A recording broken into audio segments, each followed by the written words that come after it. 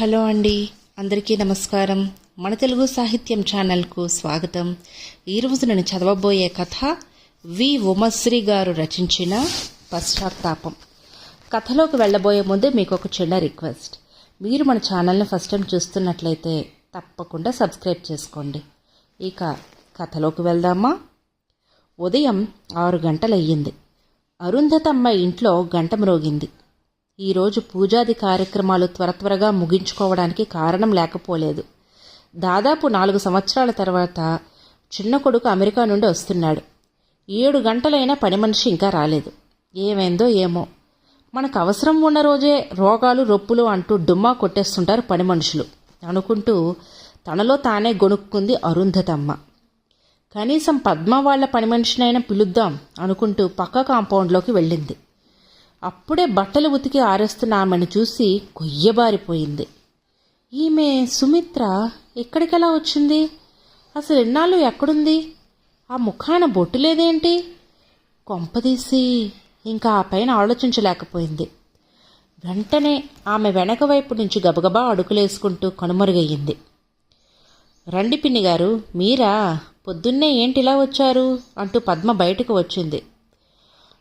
ఏం లేదు, పని మనిషి మా పాత పని మనిషి మానేసింది, అందుకే ఈమెను పెట్టుకున్నాను.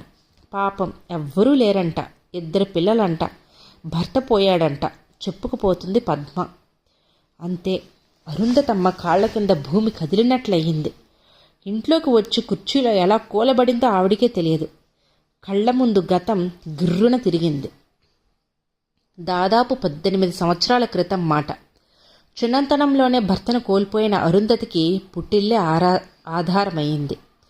ఏదో చిన్న చితకా బట్టలు కుట్టుకుంటూ తల్లిదండ్రులకు అండగా ఉంటూ ఉన్న 2 పిల్లల్ని కష్టపడి పెంచి పెద్ద చేసింది. పెద్ద కొడుకు రమణ 10వ తరగతి మంచి మార్కులతో పాస్ అయ్యాడు.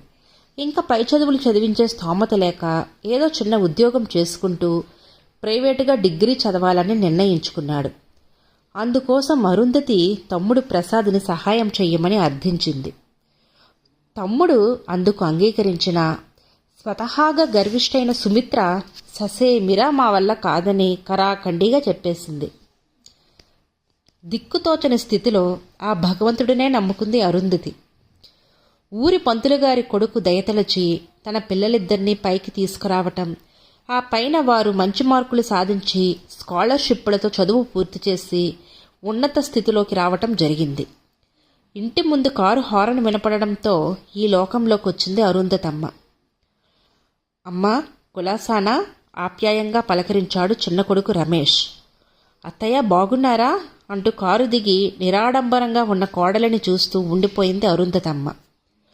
ఆ రోజు సాయంత్రం పెరట్లో అందరూ కూర్చుని కబుర్లు చెప్పుకుంటున్నారు. అమ్మా, పొద్దున్నుంచి చూస్తున్నాను, నువ్వు అదోలా ఉన్నావు, ఏమైందమ్మా? అనుమానంగా అడిగాడు రమేష్. ఏం లేదు నాన్న, బానే ఉన్నానుగా కప్పిపుచ్చుకోవటానికి ప్రయత్నించింది అరుంధతమ్మ. లేదమ్మా, నీలో ఖచ్చితంగా మార్పు కనిపిస్తోంది, ఏమైంది అంటూ కొడుకు చనువుగా అడిగేసరికి ఇక ఉండబట్టలేక ఉదయం తాను చూసిన విషయం చెప్పేసింది. అంతేగాక మామయ్య పిల్లల్ని మనమే ఒక దారికి తీసుకురావాలని కూడా చెప్పింది. ఏంటమ్మా నువ్వనేది? మామయ్య పిల్లల విషయంలో మనమెందుకు జోక్యం చేసుకోవాలి అన్నాడు చిన్నప్పటి అత్తయ్య సాధింపులు గుర్తు చేసుకుంటూ. అలా అనకు కన్నా, ఏదో భగవంతుని దయ వలన మీరిద్దరూ వృద్ధిలోకి వచ్చారు. నాకదే 10,000. మనం ఒకరికి సహాయం చేస్తే ఆ దేవుడు వేరొకరి రూపంలో మనకు సహాయం చేస్తాడు. చెడు అనేది మనతో సహా ప్రతి వారిలోనూ ఉంటుంది. ప్రతి వారిలోనూ మంచినే చూడగలిగితే సంఘర్షణకు శత్రుత్వానికి తావే ఉండదు.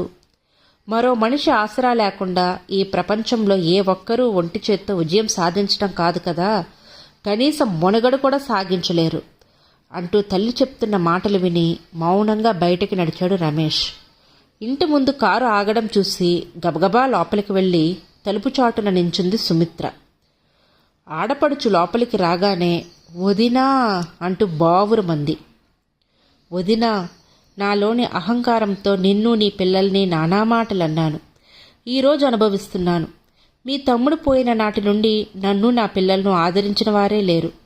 పిల్లలు కూడా పూర్తిగా చెడిపోతున్నారు అంటూ ఏడుస్తున్న సుమిత్రని పిల్లల్ని తీసుకొని తన ఇంటికి బయలుదేరింది అరుంధతమ్మ. ఇదండి కథ. ఈ కథ కనుక మీకు నచ్చినట్లయితే లైక్ చేయండి, షేర్ చేయండి. అలాగే మరిన్ని ఇంట్రెస్టింగ్ కథల కోసం మన ఛానల్ను తప్పకుండా సబ్స్క్రైబ్ చేసుకోండి.